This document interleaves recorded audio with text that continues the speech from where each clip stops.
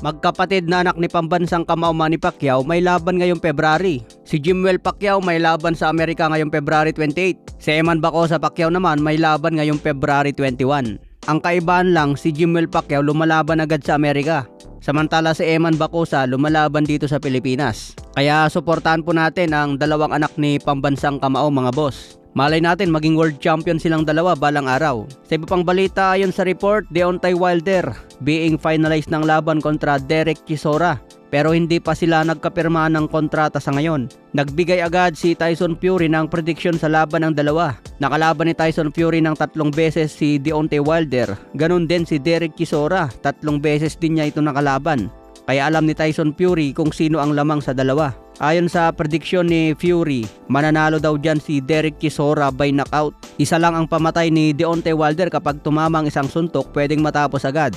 Pero matanda na ngayon si Wilder, hindi na tulad ng dati ang kondisyon. Madali na siyang mapagod ngayon at mahina na ang depensa.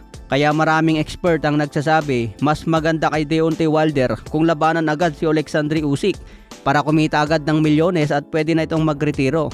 Okay lang naman daw matalo kay Usyk dahil patapos na rin ang karera. Kung matalo si Deontay Wilder kay Derek Chisora, baka mawalan ng gana ang mga fans na panoorin pa si Wilder laban kay Usyk. Kaya bang na lang natin ang mainit na bakbakan sa heavyweight. Sa iba pang balita ayon kay Benavides, mas gusto muna niyang mag-focus laban kay Ramirez bago harapin ang IBF champion na si Jay Opetaia. Ayon sa panayam, sinabi ni Benavides, kailangan kong maging totoo sa sarili ko. Kailangan ko munang masubukan ang sarili ko sa cruiserweight dahil halimaw si Opetaia.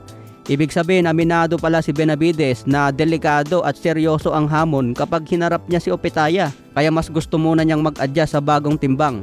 Unang laban ni Benavides dito sa cruiserweight kontra Gilberto Ramirez para sa WBA and WBO cruiserweight belt. Gaganapin ito sa T-Mobile Arena ngayong 5 de Mayo. Si Jay Opetaia ay kilala bilang power puncher at pinakamatinding kalaban dito sa cruiserweight. Hawak na ngayon ng Zuffa Boxing Promotion si Jay Opetaia. Kaya hawak siya ngayon ni Dana White at si kamahalang Turkey. Kaya tinatarget talaga ngayon paglabanin si Jay Opetaia at David Benavides. Okay mga boss, hanggang sa muli nating updates.